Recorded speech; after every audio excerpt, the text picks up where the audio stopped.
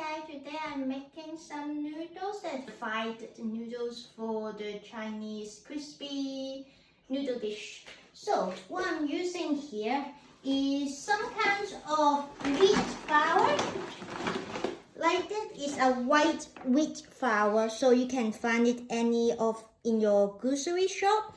I use the Tesco chapati flour because that is not only for chapati. There is wheat flour as well, so you can do all those baking and noodles making. Doing here basically is use a big bowl, take about 2 cups of white flour, just roughly 2 cups. My cup is bigger, so that is roughly 2 cups, or roughly about 300 grams. And then you need a wee bit of bicarbonate of soda, and then you only can use about maybe 1 teaspoon. So 1 teaspoon will do. I just eyeballing it because I roughly know how much is on my lid. So it's about 1 teaspoon. That is just create some kinds of alkali condition for the gluten to form. So it's just easier for them to form to make the structure that you need to making your dough. But you can use without it, but you just need to waiting for longer. And then what you need is an egg and a wee bit of salt. So you can use whatever salt in your home. I just use a little bit Himalaya salt, just about the other teaspoon. And then you just use a spatula, stir in, mix well, make a dance, or make a hole anyway. Put your egg in.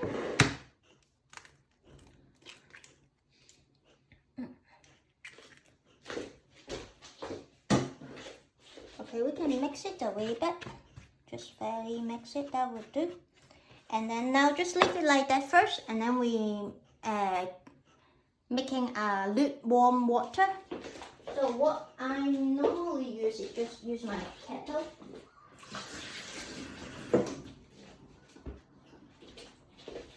So get your kettle, fill it in some water.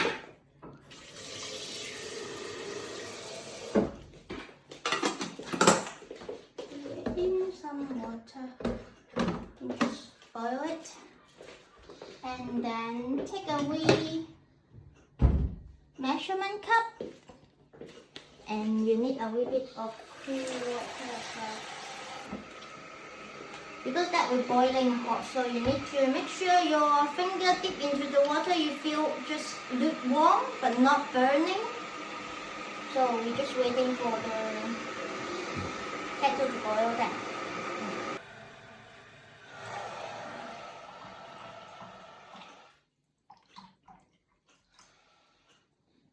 So basically just making a water your fingers feel comfortable with, that will do. And then we come back for the mixture. Okay, this mixture, you just add a wee bit at a time for your dough. Just tiny bit at a time, because you don't want to be too wet. We need a firm dough here. So you just add a wee bit at a time.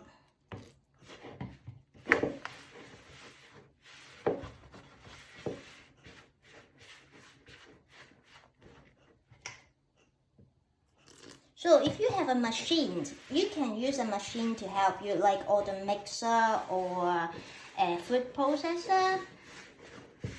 You just use that probably a lot quicker and easier, but I think most of the people in the kitchen don't have it, so I do it by hand this time. So you just add your water bit by bit, make sure not too wet.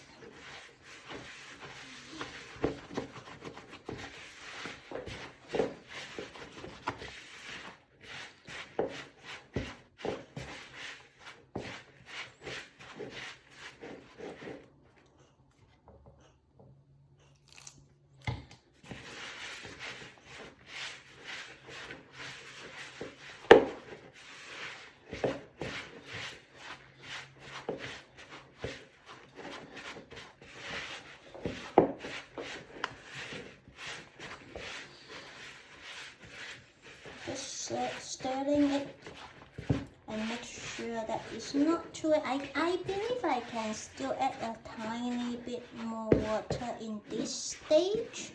You can see some is still quite dry in the bottom. But I still can add a little bit. Just a wee dash.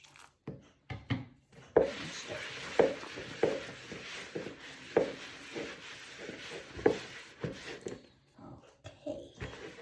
So about like this type of consistency, like one is already quite joined up together, still it's quite fairly loose, and then you will try to use your hand.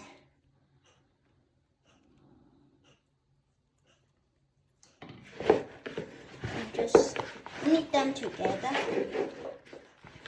because you don't want it to be too soft. It's feel alright. So this dough, when you knead it together, you can tell that it's not very smooth in the surface, but you don't need to worry about that because like after this stage, it will be you need 30-minute resting time, and in that 30 minutes, the flour should absorb the moisture from the egg and water, and it will become smooth. So get a closer look. That is not too smooth in the surface, but after like the resting time, you knead it a little bit and then it will be smooth. So what I have to do is just put it in the bowl, put some cling film on it, and rest.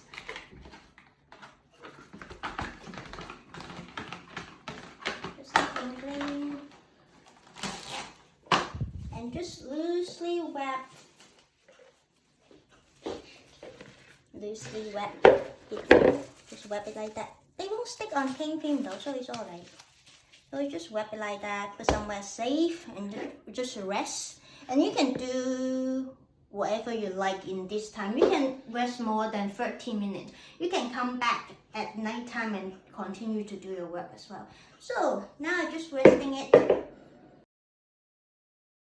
And then I get my dough out first. I probably use just half of the dough. That normally enough for 2 people.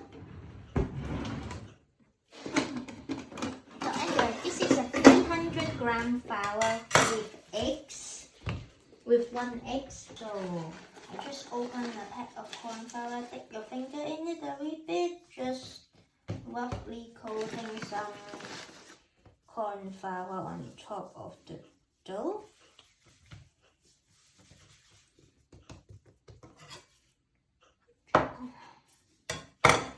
Then I will keep half of them inside. And normally this one will be enough. So I need a wee rolling pin.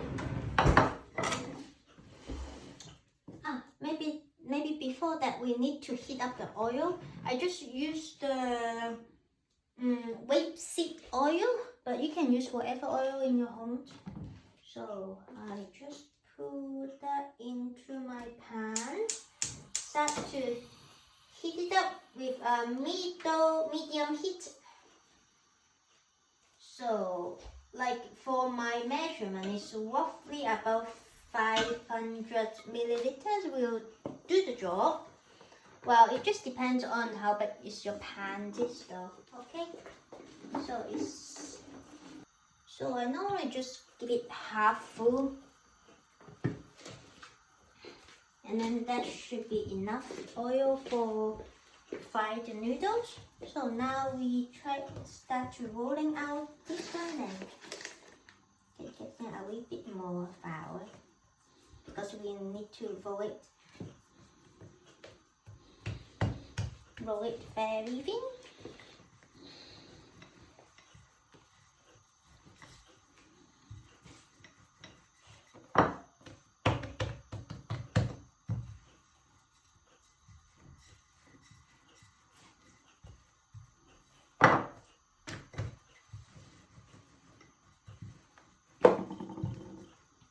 Try to roll it as thin as possible, okay? So if you feel a bit sticky, you just add a wee bit more of the corn flour into the dough. And corn flour, because corn flour don't have the gluten, so you won't stick.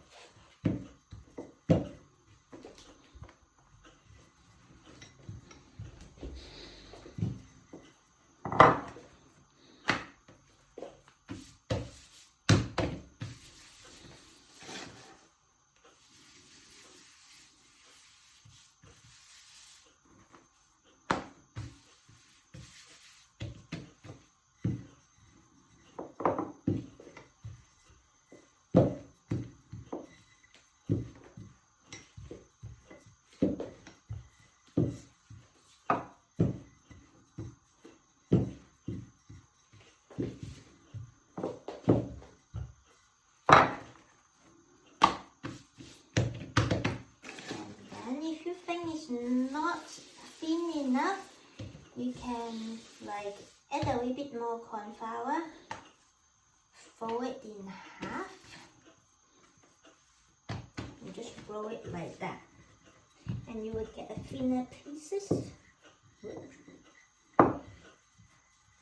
Because you put the corn flour in between, so it still can easily open it. So,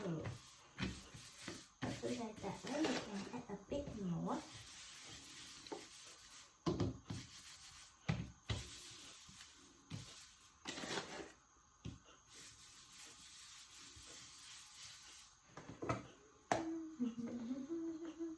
You can pick it up and see how thin it is, just like that. You can see my finger. Can you see my finger? Yes. Okay. It's roughly like this. Just roughly like this. This thickness. Roughly like this thickness, and then you can cut your noodles.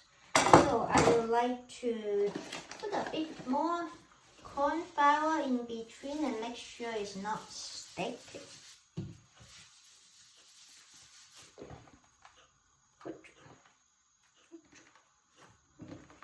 Just fold it on multiple layer, and then I will cut it in half, pile up more layer, and then I just cut it like that. It depends on how thick your noodles you want. You can adjust.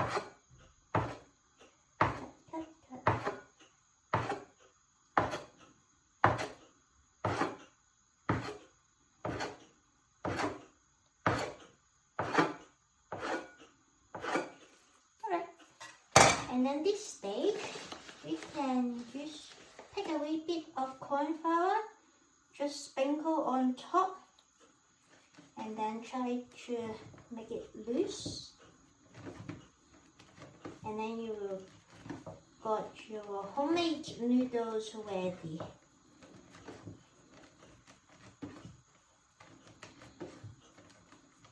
Ta-da! Like this normally is 2 portions already, so I like to separate 2 bunch. Like that. And then just maybe just throw in a very small piece of noodle and test temperature. Shoop. That is not quite yet.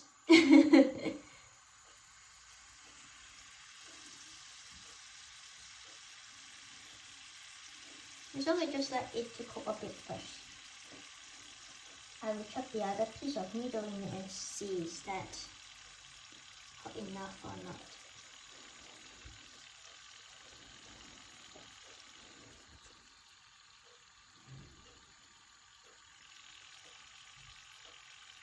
So when the oil is bubbling, they normally is hot enough, so I try to get the other piece to test it.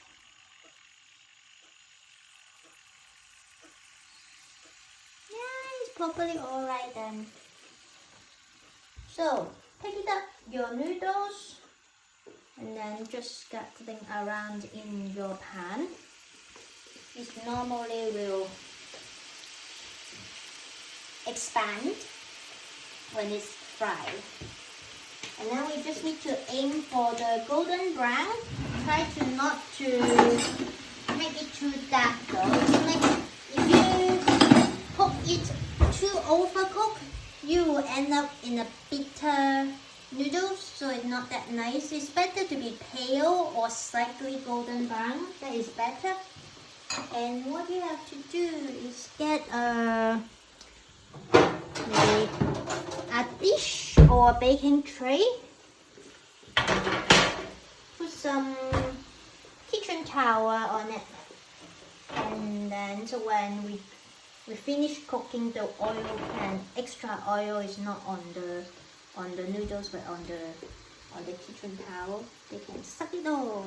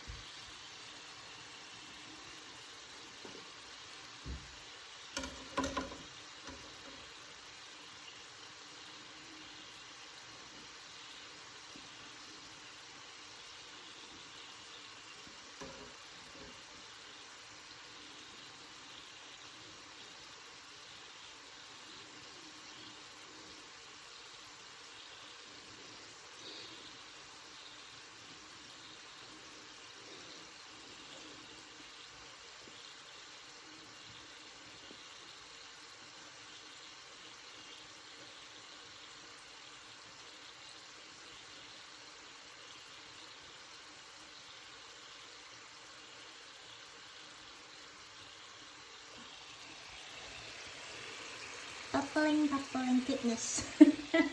Crispy goodness.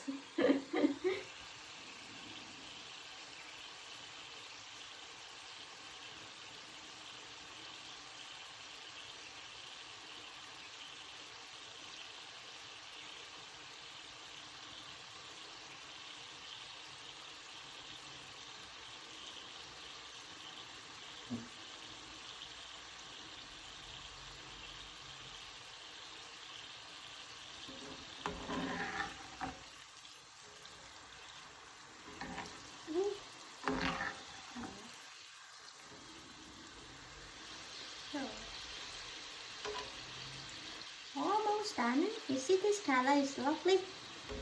Maybe 1 or 2 more minutes in the other side, that will do, because the other side is slightly pale.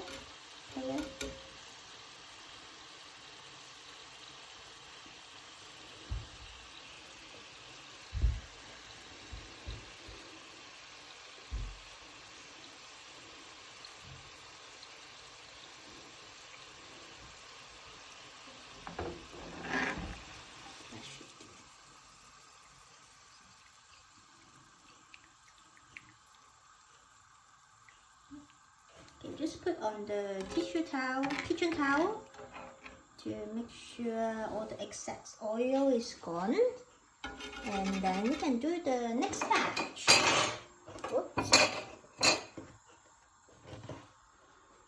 And for the topping or your sauce, actually, like in Chinese, we normally use soy sauce base for the brassica to make a sauce, but if you are in European or whatever, actually you can make curry sauce as well, tomato sauce, whatever you like.